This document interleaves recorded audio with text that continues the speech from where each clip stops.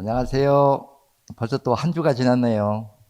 그래, 오늘 강의 주제는 정신과 질환이네요. 근데 이 부분을 이게 한 3, 40분 만에 설명한다는 것은 거의 불가능해요. 그래서 여러분들은 큰 핵심만 이해해도 도움이 될 거다 이렇게 생각하시고 들으시면 좋을 것 같아요. 사실은 그래요. 우리 똑같은 사람, 한 몸의 인체를 두고도 그 인체를 어떤 생리학 시각에서 보느냐에 따라서 치료가 가능한 병으로 보일 수도 있고 치료가 불가능한 증세로도 보일 수가 있어요. 근데 심전생리학은 현대의학하고는 어때요? 우리 인체를 보는 각도 자체가 다르죠. 그럼 무엇이 다르냐? 우리 인체 120조 마리나 되는 세포 한 마리 한 마리는 독립된 생명체다. 거기다 깨우침의 영성도 있다. 그럼 120조 마리의 영체를 가지고 있다. 그게 우리 몸이다. 그것도 우리 몸이라고 하는 거는 그렇거든요. 육체, 체세포에 들어있는 영성이 있고 내 자아의식, 본체가 있단 말이에요. 그래서 우리 인체를 영혼과 육체 관계, 체세포의 관계가 이게 어떻게 되느냐를 이거를 어떻게 진단하느냐에 따라서 치료 방법을 찾을 수도 있고 못 찾을 수도 있어요. 그래서 여러분들이 심전생리학을 공부를 안 한 사람으로 보면 어떻게 정신과 질환이 사회를 한다고 치료가 될 수 있느냐 이런 의문을 가질 수 있거든요. 근데 심전생리학을 공부하고 우리 인체의 생리치를 이해하는 눈으로 보면 뭐 100명 하면 93명 정도는 치료가 되지 않을까? 이런 생각이 들어가야만이 심전생리학, 우리 인체를 보는 시각이 정확하게 읽어냈다. 이렇게 할 수가 있어요. 그래서 저는 이 정신과 질환에 대해서는 사실 현대의학이 많은 그 불만을 가지고 있거든요. 뭐냐? 정신과 진단 받으면 병원에 가서 입원시켜놓으면 어때요? 그냥 가둬놓는 것밖에 안 되죠. 그럼 통제 안 되면 어때요? 수면제, 신경안정제 먹여서 그냥 잠자게 하고 사람을 반밥으로 만들어야 되잖아요. 근데 이러한 약들을 장기간 복용하면 초창기에는 체중이 늘어날 겁니다. 얼굴이 창백하면서 살이 찔 거예요. 그 타지고 보면 그게 신장 기능이 망가져서 체중이 늘어나는 거거든요. 붓던 살이 찌던 갑자기 체중이 늘어나는 거는 신장 기능이 망가진 합병증이라는 거예요. 그래, 요때만 돼도 이제 말을 잘 안 들어서 그렇지 통제할 만해요. 근데 이 단계를 넘어가서 계속 이제 정신과 약을 장복하면 이제 간이 망가집니다. 간이 망가지면 어때요? 몸에 여드름, 또 피부가 붉긋붉긋하고 다크서클이 생기고 이제 이 정도는 이제 간까지 망가지거든요. 이제 이때가 되면은 덩치가 커지고 이러면은 이제 통제하기가 어려워요. 말로 해서 듣는 단계가 아니거든요. 그럼 이런 사람들은 어때요? 잡아서 그냥 가둬놓든가 수면제 먹여서 재워놓든가 바보를 만드든가 아니면 통제가 안 되거든요. 그런데 우리 인체가 생리학적으로 작용의 원리가 뭐냐 하는 것을 따져본다고 하면은 제 이론은 그렇거든요. 내가 머릿속으로 생각하는 게 뇌에서 생각하는 게 뇌의 생각이냐 체세포의 생각이 뇌로 전달된 거냐 하고 따지면은 뇌라고 하는 거는 녹음기로 말하면 녹음하는 파일에 불과한 거예요.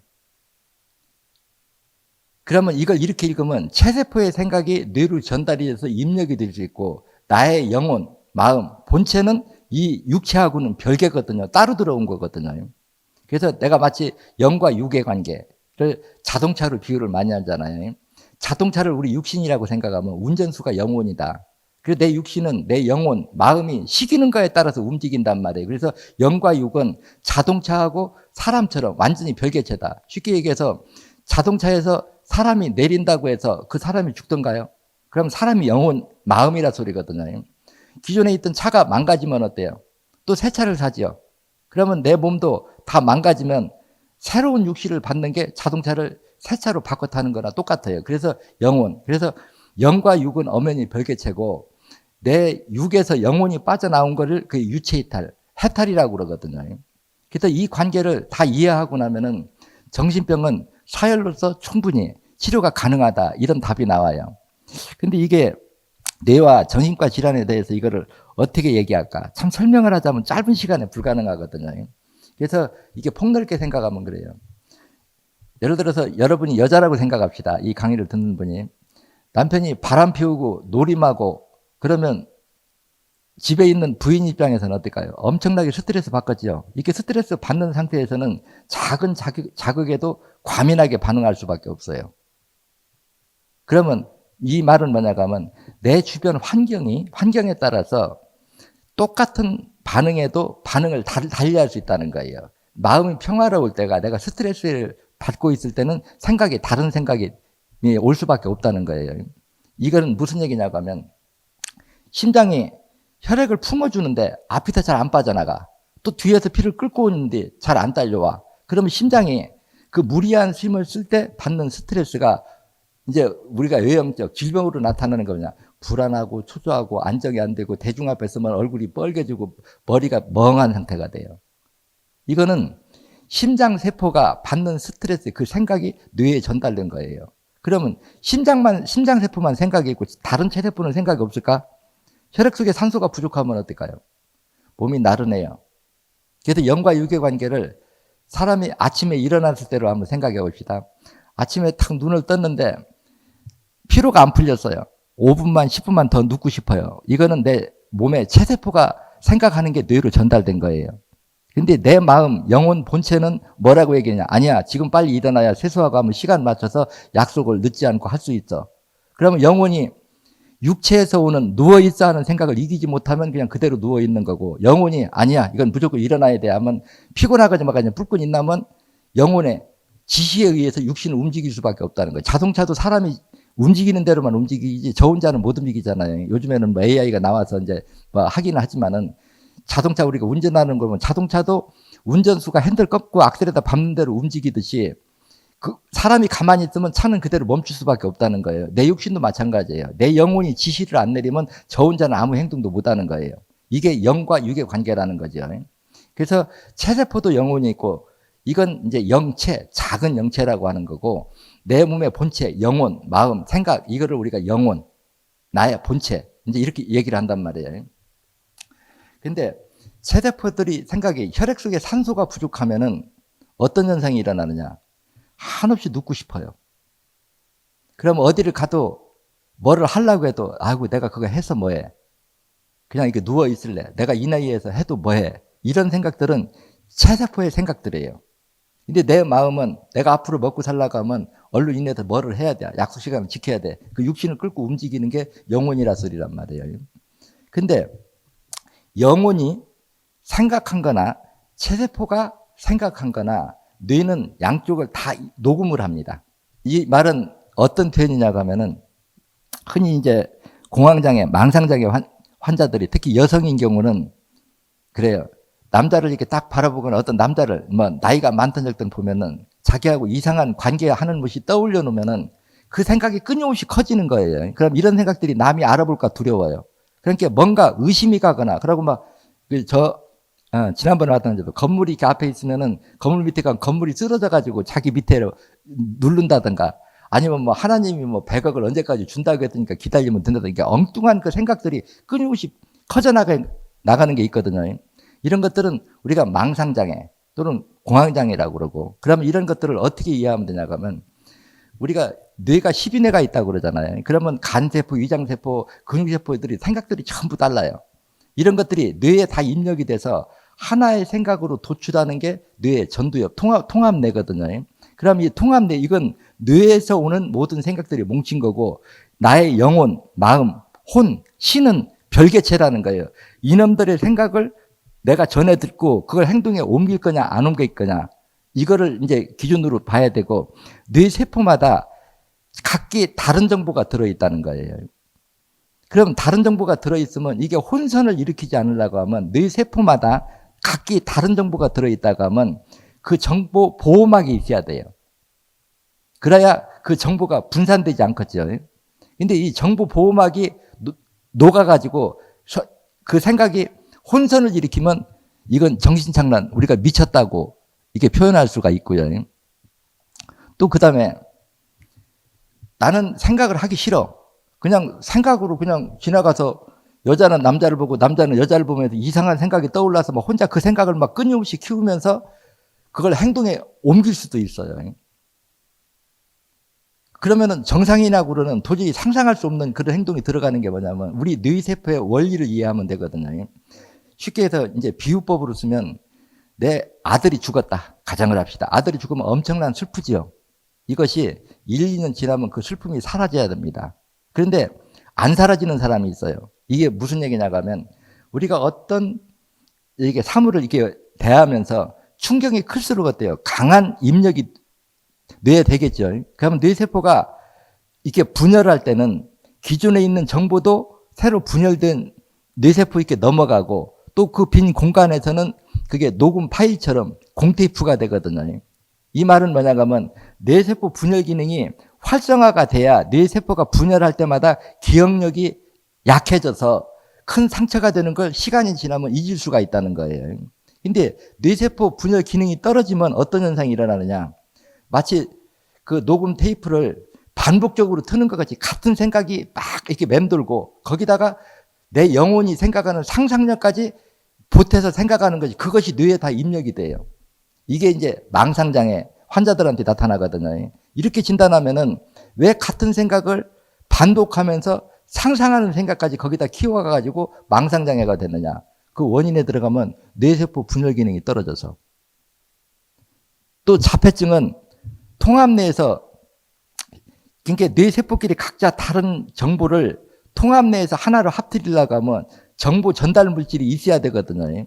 근데 뇌혈관이 막혀서 피가 못 돈다. 그럼 물로 말하면 고인물이 돼요.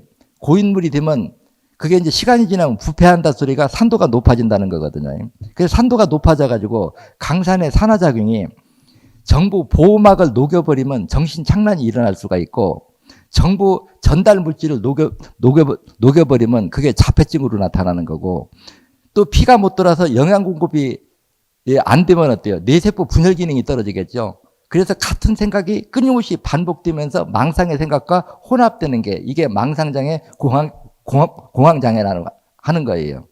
그러면 뇌세포 분열 기능이 떨어진 게 왜 떨어졌느냐? 영양 공급이 안 돼서. 그러면 뇌세포의 정보 보호막이 왜 녹아서 혼선을 일으키느냐? 강산의 산화작용 때문에.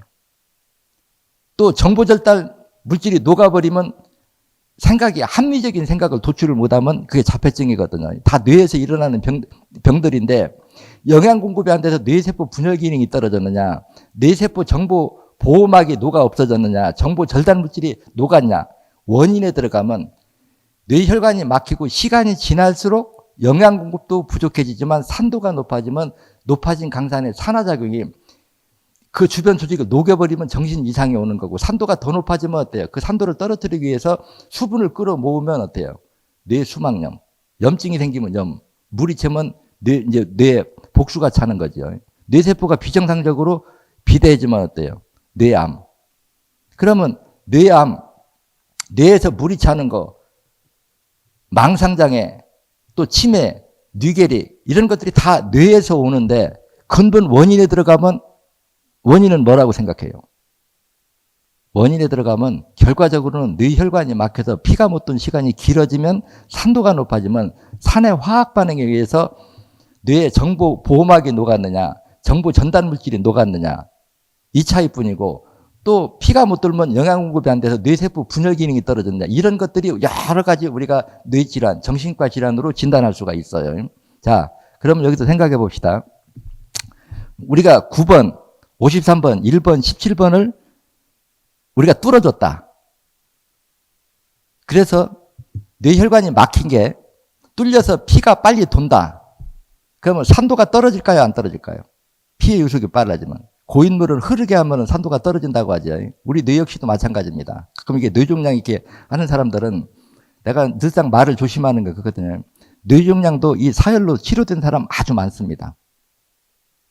근데 이런 질병을 받고 병원에서 약을 오래 먹으면 그냥 피가 썩어서 조혈 기능 자체가 다 망가져서 오는 사람이 있어요. 이 아마추어들이 조혈에 필요한 조치를 못하면서 할까봐 두려워서 제가 말을 이렇게 아껴서 하기 때문에 그렇지 정신과 질환자든지 뇌종양이든지 뇌에서 물 차는 증세들이 나는 우리 방법보다 더 강력한 치료 방법은 없다고 생각해요.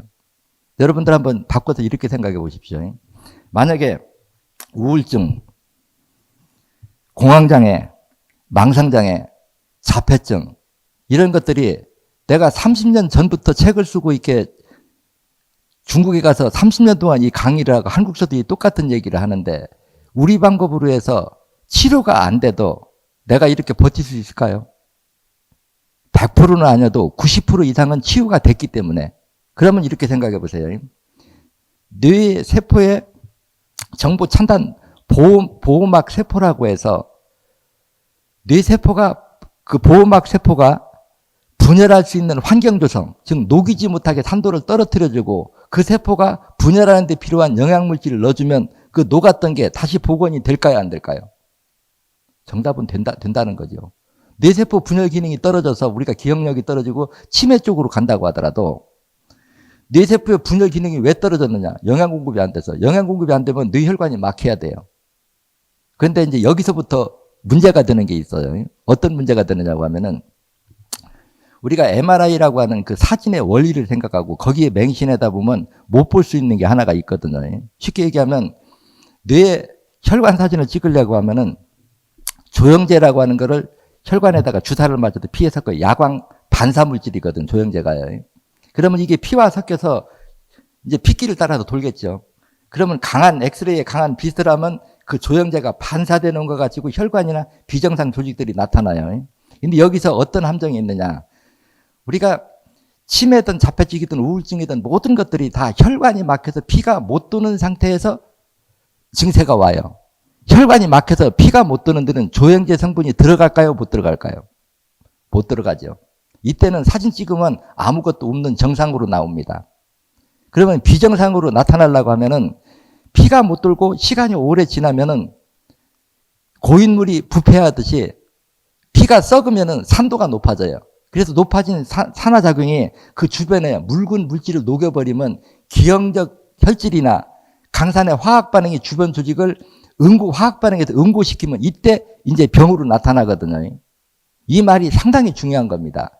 뭐냐고 하면 우리가 사진을 찍어서 어떤 비정상 조직이 나타나면은 이미 때가 늦은 거라는 얘기예요. 그건 혈관이 막히고 피가 못 돈 시간이 길어져서요. 그래서 이제 아주 피가 썰어져도 혈질 강산성화돼 버리면 뇌세포 보호막도 녹이고 신경 절단 물질도 녹이고 산도가 더 높아지면 그 산의 농도를 묽게 희석시키려고 수분을 끌어모으면 뇌에서 거기서 물이 차는 거고 강산의 산화작용이 주변 조직을 녹이면 그게 뇌 수막염이 되는 거고 뇌세포가 비정상적으로 빨리 분열하면 그게 뇌암이 뇌종양이 되는 거거든요. 근데 이것들이 병명만 다를 뿐이지 출발은 다 뇌혈관이 막혀서 오는 병이에요. 근데 사진을 찍어보면 뇌혈관이 처음 막힌 상태에서는 말초부 혈관이 막힌 데는 조영제가 들어갈 수가 없어요, 상식적으로. 그럼 조영제가 반사작용을 안 하니까 사진을 찍으면 정상으로 나오죠. 그래서 현대의학으로 우리가 뇌 사진을 찍어보면 병이 진행되는 과정에서는 절대적으로 그 진단이 나올 수가 없어요. 말기 증상이 돼야 사진을 찍으면 병명을 구분할 수가 있다는 거예요. 오늘도 어떤 분이 질문을 하는데 팔다리 자꾸 힘이 빠지고 앞으로 힘이 빠진다고 그래요. 그러면 이게 이제 악화되면 팔다리 힘이 없으면 우리가 뇌계력이라고 진단을 해요. 근데 뇌계력이 진행되는 과정을 보면 뇌와 근육세포와 연결된 신경선의 피복이 벗겨져서 뇌파가 누수가 일어나면은 뇌파가 약해진 만큼 팔다리 기운이 장기 쪽이든 팔다리든 기운이 빠져서 기능이 서서히 떨어지는 게 우리가 뇌계력 아니면 근육신경마비예요. 그러면 이거는 분명히 신경선의 피복이 벗겨져서 뇌에서 비유법으로 100볼트의 전류를 보냈는데 목적지에는 20볼트, 30볼트 안 가면 뇌파가 약해진 만큼 팔다리, 장기, 힘이 빠지는 게 우리가 뇌계력이거든요. 그러면 MRI 사진을 찍어서 신경선의 피복이 벗겨진 게 사진상으로 판별이 가능할까? 이게 불가능하다는 거예요. 그렇기 때문에 팔다리 힘이 빠져서 움직임이 떨어진다, 장무력증이 빠지면 그때서 뇌계력 아니면 근육신경마비 진단하지 병이 진행되는 과정에서는 진단이 불가능하다는 거예요. 근데 우리 몸은 어떤 장기가 됐든 근육세포가 됐든 신경선을 통해서 뇌에서 뇌파에 의해서 그게 수축팽창의 원리를 움직이고 세포의 생각이 뇌에 전달이 되고 통합내에서 하나로 합들여 놓으면은 나의 마음, 영혼이 그 생각을 해서 쉽게 얘기해서 내가 지금 여기가 손이 가려워요. 가렵다고 가정을 합시다. 그러면 이 세포가 뇌에 전달을 해줬어요. 그러면 뇌 지금 가렵다고 이 뇌에서는 생각하는데 내 마음이 이걸 꼬집을까, 긁을까, 아니면 내릴까, 씻을까 하는 결정은 누가예요? 내 영혼이 하지요. 그래 이 뇌와 내 영혼의 관계를 이해하면은 신경선에 말하는 신경 전달 물질이 녹은 것도 왜 녹았느냐? 강산의 산화작용에 의해서 녹았다. 산도는 왜 높아졌느냐? 피가 못 돈 시간이 길어져서. 그러면 내 보호막, 정보 보호막이 녹아서 정보 혼선이 돼가지고 우리가 미친 병, 비정상 행동을 한다. 그럼 보호막이 왜 녹았느냐? 강산의 산화작용에 화학 반응이 녹였다. 그러면 뇌 쪽에 피의 흐름을 원활하게 해줘서 고인물은 흐르게 하면 막아지되 피의 유속을 빠르게 해서 산도가 떨어지면 녹이는 게 중단이 돼요. 그리고 또 피가 일단 돌기 시작하면은 영양 공급이 이루어지겠죠. 그럼 영양 공급이 되면 뇌 세포의 보호막의 세포가 100이 정상이라고 할 때 70%가 녹고 지금 30%만 남아있다. 그럼 30%가 세포 분열을 통해서 정보 전달 물질이든 보호막 세포든 이게 복원이 될 거냐 안 될 거냐. 저는 100개가 정상이라고 할 때 30%만 남아 있어도 복원이 된다. 이렇게 생각을 합니다. 그래서 이거를 이제 간추려서 요약적으로 이제 정리를 해보면 소장 기능이 떨어져서 영양분이 부족한 사람들은 늘 뭔가 버리지 못하고 집으로 모으려고 하는 기능이 있고, 신기능이 떨어져 갖고 혈액 속에 산소 부족이 오면은 매사에 비관적으로 나타나요. 뭐 하자가 하면 아이고 내가 그거 해서 뭐해. 좀 나가자 그러면 아이고 귀찮아 나 그냥 잘래. 이게 이제 신장 기능이 떨어지면 사람들한테 주로 나타나는 현상이고, 간 기능이 떨어지면 성격이 좀 날카로워요. 난폭해지고 뚝하면 화를 잘 내고 말을 함부로 하고, 이건 간 기능이 떨어진 사람한테 나타나는 현상이고, 갑자기 우쿠 감성, 뭐 벽에다가 머리지도 잡혀야 될, 이렇게 머리지도 받는 거는 5번과 30번이 막혔을 때 일어나는 현상이에요. 그러면 이 말대로 하면은 8번은 신장과 간을 회복시키면 어떨까요? 게으른 거나 성격이 날카로운 것이 완화를 시킬 수 있다는 얘기가 되는 거고, 신장의 피를 품고 당겨오는데 안 딸려와서 그 답답한 마음이 뇌에 전달된 게 폐쇄공포증이나 불안정이나 불면증으로 나타난다고 하면 5번, 30번을 빼면 그게 치료가 돼야 되고, 뇌 정보 보호막이 녹은 것들을 복원하면 어때요? 정신 착란은 일어나면 안 되고, 또 정보 전달 물질이 세포 분열을 통해서 복원이 되면 어때요? 자폐증이 치료가 되는 거고. 그리고 같은 생각을 끊임없이 반복, 리바이벌하는 건 뇌세포 분열 기능이 떨어진 거기 때문에 영양 공급량을 늘려주면 어떨까요? 근데 이제 문제는 이런 게 있죠. 막상 치료에 들어가면 뇌는 두개골 안쪽에 들어있고 우리가 사혈하는 거는 두피 바깥에서 잡아 당긴단 말이에요. 그러면 바깥에서 그 뇌 안에 막힌 거를 갖다가 녹인 게 딸려 나온다고 하면 무조건 치료가 돼요. 그런데 밖에서 당기는 게 안에서 나올 수 있을 거냐 없을 거냐 하는 게 문제거든요. 근데 이게 피의 흐름이라고 하는 게 보일러 호스, 공기가 차면 어때요? 피 잘 못 들죠. 그래서 크게 막히지 않고 가벼울 적에는 1번, 17번, 9번만 빼도 두통, 뇌 속에 산소 부족이죠. 산소 혈액을 통해서만 공급돼요. 그래서 그냥 빼서 피만, 유속만 빨라지면 회복이 돼요. 근데 뇌혈관이 막히고 시간이 오래 지나면은 그 혈관을 막고 있는 그 혈전, 어혈이 섬유질이라 딱딱이 굳어버립니다. 그러면 이건 녹이지 않고 생다직으로 빼서는 안 나오거든요.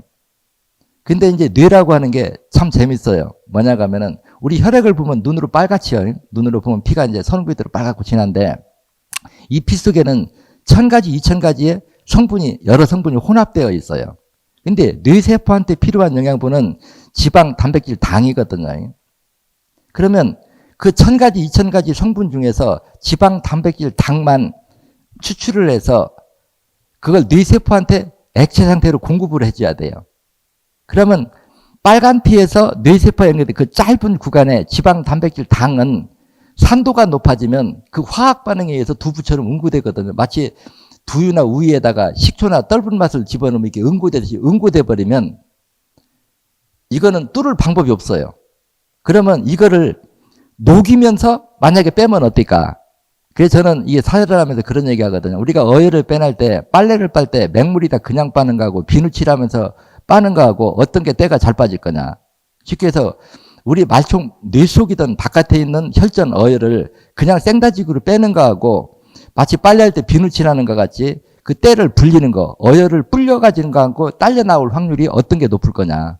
그래서 제가 이 부분을 녹이기 위해서 청맹이를 생산한 지가 불과 얼마 안 되거든요. 이 얘기를 제가 30년 전에도 했습니다.